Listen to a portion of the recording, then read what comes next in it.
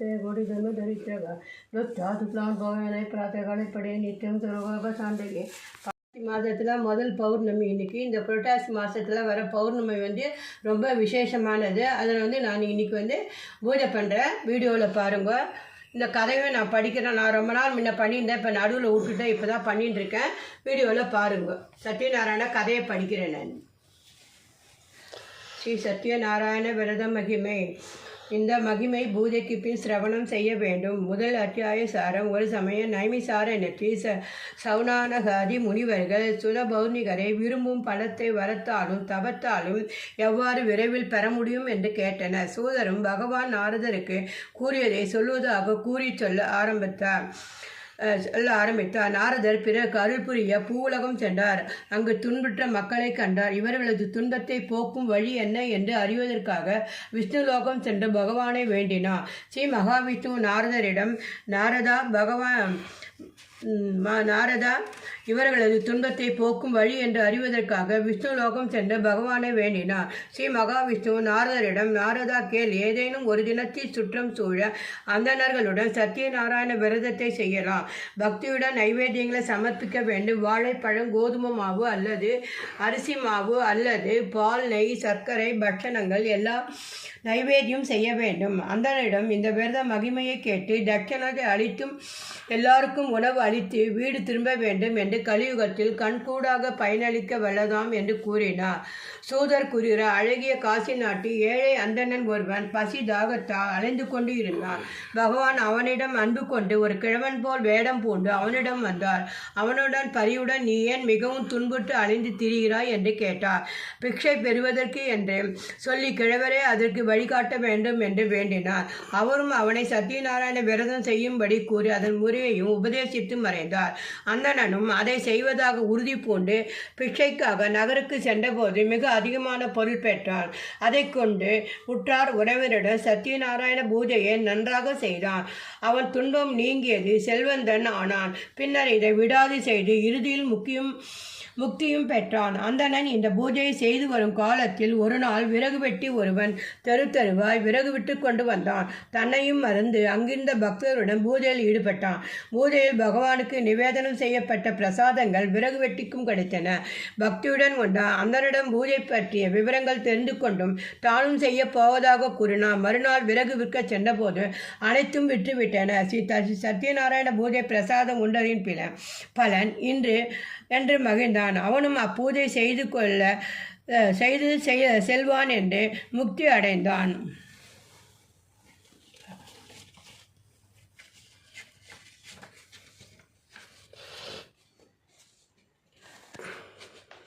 பெண் குழந்தை பிறந்தது. அவன் மனைவி சத்யநாராயண பூஜை செய்வதாக அரசன் கூறினான்.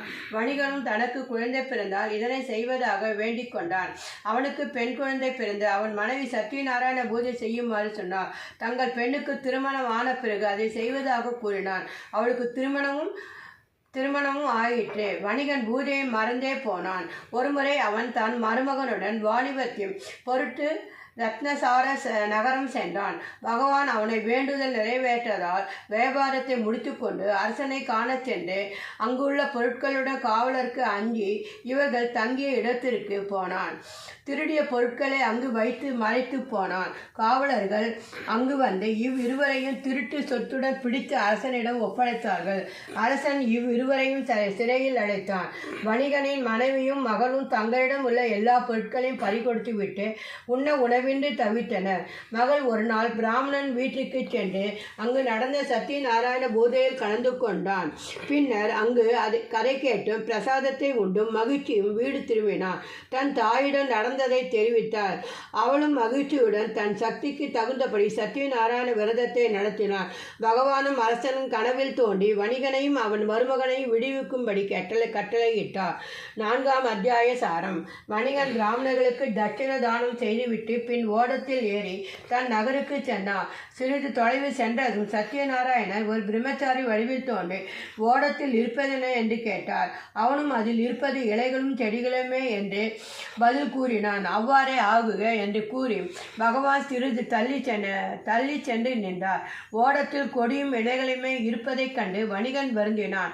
அப்போது அவனது மருமகன், இது பிரம்மச்சாரியின் சாபத்தால் நேர்ந்தது, அவரிடமே அடைக்கலம் புகுவோம் என்றான். வணிகன் பிரம்மச்சாரியை கண்டு வணங்கி மன்னிக்கும்படி வேண்டினான். பகவானும் கருணை கொண்டு அவனுக்கு அருள் புரிந்தார். பின்னர் அவன் நகருக்கு சென்றது தன் வீட்டுக்கு ஒரு தூதுவனை அனுப்பினான்.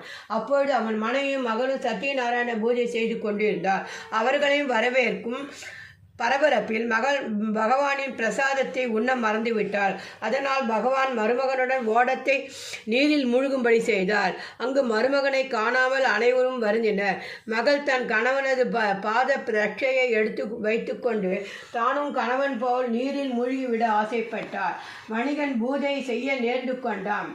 அச்சமயம் இறைவன் அசரியாக கூறி, வணிகனே, உன் மகள் பூஜையின் பிரசாதத்தை உண்ண மறந்துவிட்டாள். இது பெரும் அபச்சாரம். இவள் அதை உண்ட பின் தன் கணவனை காண்பாள் என்றாள். அப்படியே அவள் வீட்டுக்கு சென்று பிரசாதத்தை உண்டுவிட்டு திரும்பியதும் நீருக்கு மேல் வந்த ஓடத்தில் பணத்துடன் தன் கணவனை கண்டு மகிழ்ந்தார். 5வது அத்தியாய சாரம். துங்கவதன் என்னும் அரசன் ஒருமுறை காட்டிற்கு சென்று பல துஷ்ட மிருகங்களை வேட்டையாடி விட்டு ஓர் ஆலமரத்தின் அடியில் வந்து தங்கினான். அங்கு ஆயர்குல மக்கள் ஸ்ரீ சத்யநாராயண பூஜையை மிக்க பக்தியுடன் சிரத்தையுடன் செய்து பூஜை முடிந்தது முதலில் அரசனுக்கு பிரசாதத்தை தந்தனர். அரசன் அதை மதிக்கவில்லை, உதாசீனம் செய்தான். உடனே அவனுடைய 100 பிள்ளைகளும் உயிரிழந்தன. அவனுடைய சொத்தும் அழிந்து போயிட்டு. உடனே தான் செய்த தவறை உணர்ந்தான். உடனே அந்த ஆலமரத்துக்கு விரைந்து சென்று ஆயர்களுடன் தானும் அப்பூஜையை செய்யலானான். ஸ்ரீ சத்யநாராயண சுவாமியின் அருள் பெற்று முன்பு போல் பிள்ளைகளையும் சொத்துக்களையும் பெற்று சுகமாய் வாழ்ந்தான். ஸ்ரீ சத்யநாராயண பூஜையை செய்து சரித்திரத்தையும் சிரவணம் செய்பவன் பகவானின் அருள் பெறுவான். ஏழ்மை விலகும். சிறை தண்டனை பெற்றவன் குசேலராக பிறந்து ஸ்ரீ கிருஷ்ணருடைய அருள் பெற்றார். விறகு விற்பவன் ஸ்ரீ குகப்பெருமானாக பிறந்து ராமனது அருளுக்கு பாத்திரமானார். உல்காமுகன் தசரதனாக பிறந்து ஸ்ரீ ரங்கநாதருடைய மோரத்வஜனாக பிறந்து தன் உடலில் பற்றிண்டு பிராமணனுக்கு தன் சதையை அறுத்து தந்து மோட்சமடைந்தான். துங்கவதன் நான்முகனானான். இந்த 4 அத்தியாய கதைகளிலிருந்து விசேஷமான உண்மை தெரியுது. அத்தியாயங்களில் தெரிவது என்னவென்றால், ஜாதி பேதம் இல்லாமல் யார் வேண்டுமானால் இந்த பூஜையை செய்யலாம்.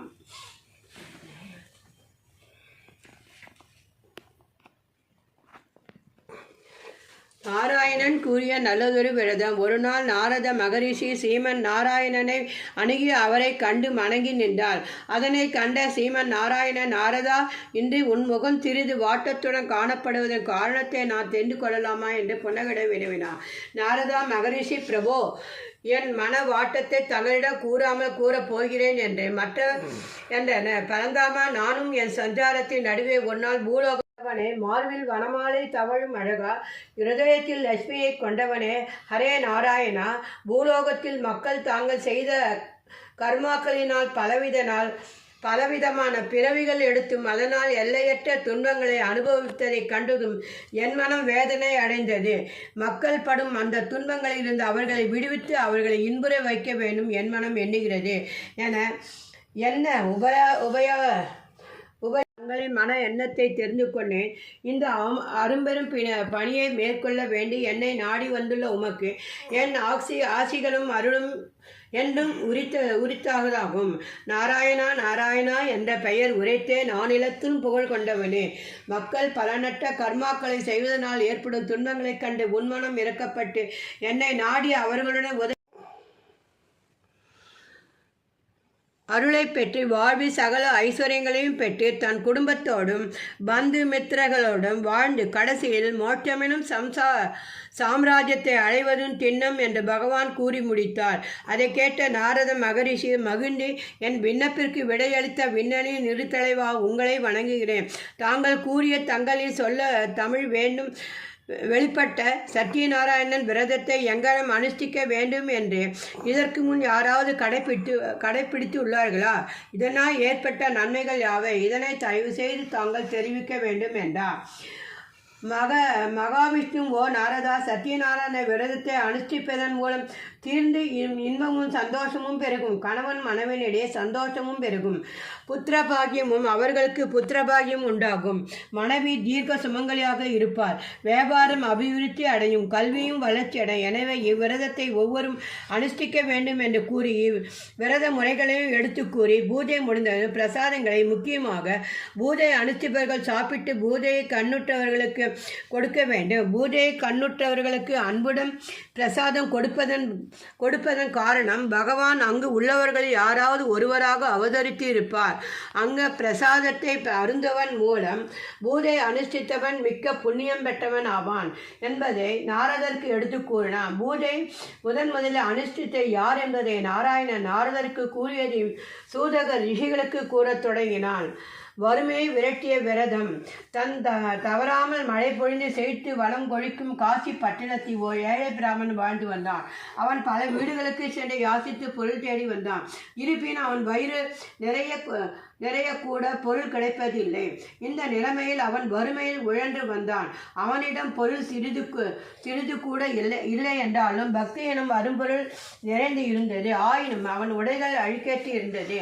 அவன் உள்ளம் மட்டும் ஏழையில் உழுதலாக கண்ட சகல உலகையும் காத்து ரட்சிப்பவன் பகவான் ஸ்ரீமன் நாராயணன் மனமிறங்கி அருள் புரிய வேண்டும் என்றெண்ணி ஓர் நாள் அந்தனர் வேடம் பூண்டு அந்த பிராமணனின் முன் வந்து நின்றார். என்றும் அவன் வழக்கமாக பகவானை மனதில் தியானித்துவிட்டு பொருள் யாசித்து கொண்டிருந்தான். சிறிது நேரத்தில் அவன் களைப்பு தீர ஓர் மரத்தின் நிலையில் போய் அமர்ந்து நின்றான். அங்கே தான் முதிய அந்தனர் வேடம் பூண்ட பகவான் அவன் முன்னே வந்தார். பசியாலும் வறுமையாலும் உடல் மெலிந்து காணப்பட்ட அந்த பிராமணனை நோக்கி, ஐயா, தங்களைப் போல் பார்த்தால் மிகவும் வறுமையில் வாடுபவர்களைப் போல் தோன்றுகிறது. தங்களின் கோலம் அதை எடுத்து காட்டுகின்றது.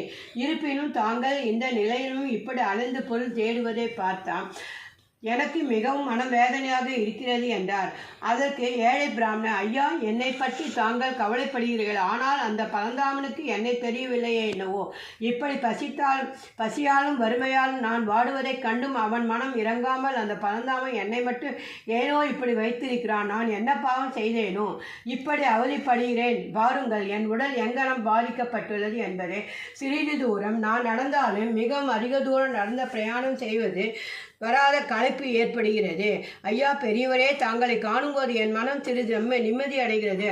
அந்த அந்தணன் வண்ணன் நாராயணனே தங்கள் வடிவில் வந்தது போல் எனக்கு தோன்றுகிறது. ஆகவே தயவு செய்து நான் செய்த பாவங்கள் நீங்கி புண்ணியம் பெற்று நல்வாழ்வு வாழ ஏதாவது ஒரு உபாயம் கூறுங்கள்.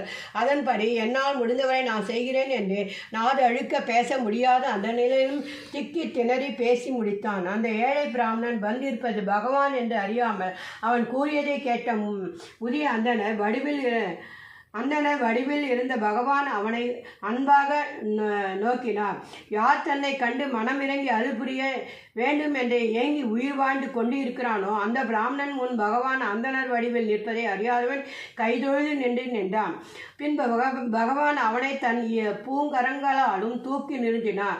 ஐயா, தாங்கள் கேட்டபடி தாங்கள் செய்த கர்மாவிலே இருந்து விடுபட்டு இன்புற்று சகல சௌபாகியங்களும் பெற ஓர் உபாயம் சொல்கிறேன். ஸ்ரீமன் நாராயணுக்கு சத்யநாராயணன் என்ற பெயர் ஒரு விரதம் உண்டு. அந்த விரதத்தை முறையோடும் பக்தியோடும் அனுஷ்டிப்பையானால் உன் துன்பங்களில் இன்று நீங்கி அதிக பொருள் பெற்று மனைவியோடும் உன் பந்துமித்திரர்களோடும் இன்புற்று வாழ்வாய் என்று கூறினார்.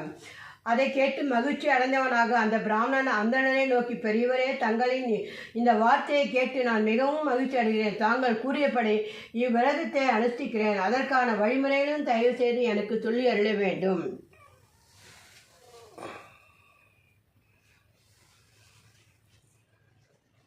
ஆதாவியமோ சேஷாய நமகே, ஓம் குல்பகாய நமக, காலசுரூபியான நமகே, ஓ ஜங்கேவே நமக, ஓம் விஸ்வரூபாய நமக, ஓ ஜெகநாதாய நமக, ஓம் கமலநாபாய நமக, ஜகத்குஷேய நமக, ஓம் லக்ஷ்மி விரத ரக்ஷாய நமக, ஓம் சத்லஜ்ஜாய நமக, ஓம் சதுர்பாகவே நமக, ஓம் கண்டாய நமக, ஓம் சந்திரமுக்யாய நமக, ஓம் சத்யவாசே நமக, ஸ்ரீசாய நமக, நாசிகாவே நமக, ஓம் ரவீந்திர லோச்சனாய நமக, ஓம் திக்தரோத்ராய நமக, ஓம் त्रयव्यपाय नमः ओं सत्यनारायण स्वामिये नमः श्री सत्यनारायण अष्टोत्तर सहस्रनामावली ओं कृष्णाय नमः ओं कमलनादाय नमः ओं वासुदेवाय नमः ओं सादाय नमः ओं वसुदेवाय नमः ओं पुण्याय नमः ओं लीलामाय नमः ओं श्रीवत्सगौतुभाय नमः ओं यशाध्याय नमः ओं हरेः नमः ओं चतुर्भुजाय नमः ओं संगनादाय नमः ओं देवकी नंदाय नमः ओं शाय नमः ओं नंदगोपाय नमः ओं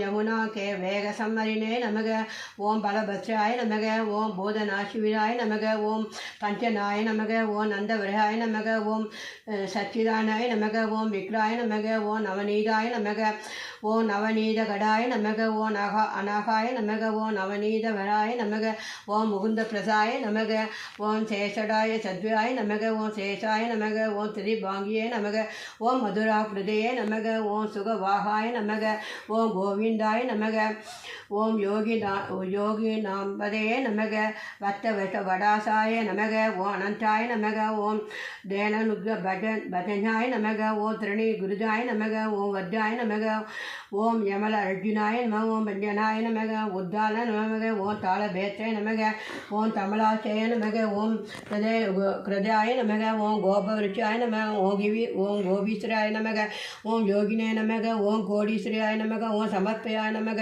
ओं मिलभद्राय नमः ओं परस्मयाय नमः ओं यादवेन्द्याय नमः ओं यादुद्युजाय नमः ओं वनमालिने नमः ओं पीतवासे नमः ओं पारिजाय महाग्रहाय नमः ओं गोवर्धनाय नमः ओं सलोत्राय नमः ओं गोपालाय नमः ओं सर्वपालकाय नमः ओं मजाय नमः ओं निरंजाय नमः ओं कामनाशाय नमः ओं गंधलोकाय नमः ओं मनुक्रे नमः मधुरानाय नमः ओं त्र्यवकाय नमः ओं बलिने नमः वृंदावनाचाय नमः ओं तुलसी नामाय नमः ओं भूषणाय नमः ओं सत्यमक्षिणे नमः ओं द्रय नमः ओं नारायण समयाय नमः ओं गुजाकृष्णे पराधाय नमः ओं मायिने नमः ओं परमपुरुषाय नमः ओं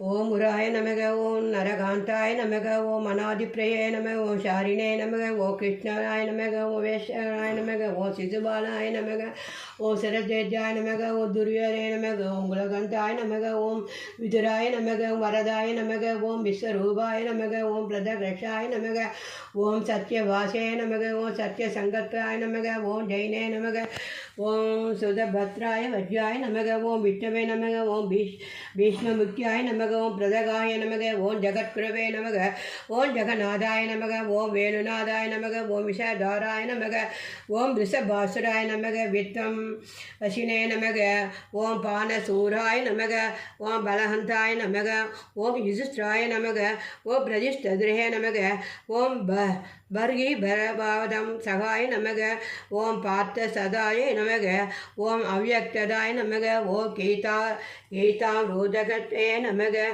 महेत्वज्जाय नमः ओं कालिने नमः ओं मणियज्ञाय नमः ओं बदाम्बुजाय नमः ओं दामोदराय नमः ओं यज्ञभोक्ताय नमः ओं दानवेन्द्राय नमः ओं विनाशाय नमः ओं नारायण नमः ओं परब्रह्मणे नमः ओं बन्धकलाशाय नमः ओं वामनाय नमः ओं जलक्रीटाय नमः ओं गोपीवस्त्राय बहाराय नमः पुण्यलोक नमः तीर्थपादाय नमः ओं वेदवेद्याय नमः ओं दयानिधये नमः ओं सर्ववेदमदाप्ये नमः ओं सर्ववक्र अरिविने नमः ओं परात्पराय नमः ओं श्री सत्यनारायण स्वामिगे नमः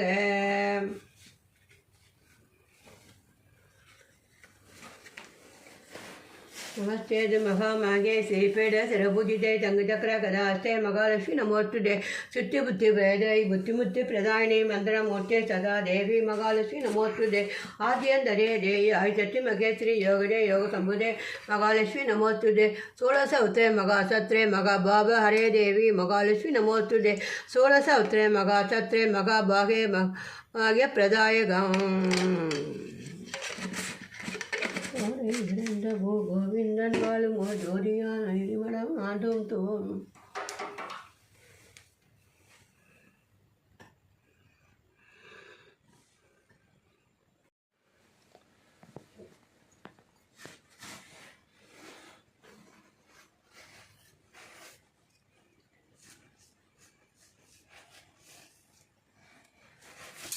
முடிஞ்சு போச்சு. நான் பெருமாளுக்கு நைவேத்தியம் தேங்காய் உடைச்சி வச்சுருக்கேன். சத்யநாராயண பூஜை முடிஞ்சு போச்சு. நான் பெருமாளுக்கு நைவேத்தியம் பண்ணி வச்சுருக்கேன்.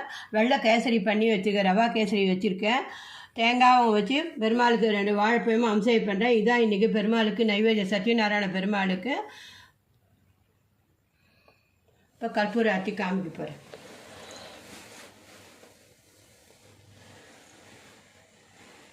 முருகா முருகா முருகா சத்யநாராயண அஷ்டலட்சுமி ஆதிலட்சுமி வீரலட்சுமி ஜெயலட்சுமி சந்தானலட்சுமி சௌபாகியலட்சுமி கஜலட்சுமி கடல்போல் ஞானத்தை போதிக்கலட்சுமி உலகத்தினால் விற்பிக்கலட்சுமி சர்மத்லோகத்தினால் மெய்மதனும் லட்சுமி நெஞ்சவன மஞ்சத்தி கொஞ்சலட்சுமி காய கற்பூரட்சுமி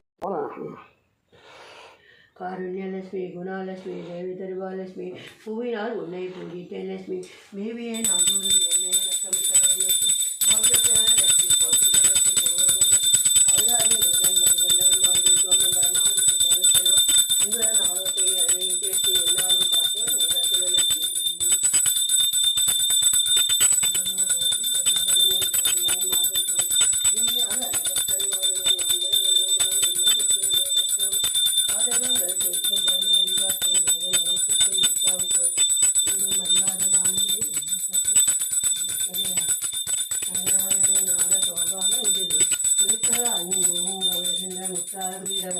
எத்தையில் திகழ்கின்ற கற்கின்ற பொருள்கள் கடத்தது வேண்டுகின்ற தென்னாமலை சந்தன நோயை பொதுமோக்கும் தென்னலை வாயுவாங்க கலந்த அப்பாளன் மாறிய அந்த அழைக்க போல இருவர்கள் மீனாய் பிறந்து நான் வீடுகள்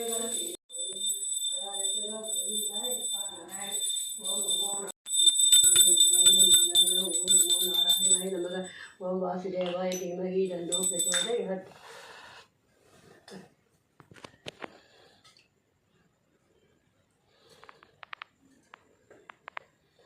என்னப்பா சத்யநாராயணா, என்னப்பா நல்லபடியாக எல்லாரையும் நல்லபடியாக நல்ல நோனோடு இல்லாத எல்லாரையும் நல்லபடியாக நன்னாவே என்னப்பா நாராயணன் நாராயணன் நாராயணன் சீக்கிரமாக என் பொண்ணுக்கு வீடு கிடைக்கணும். சத்யநாராயணன்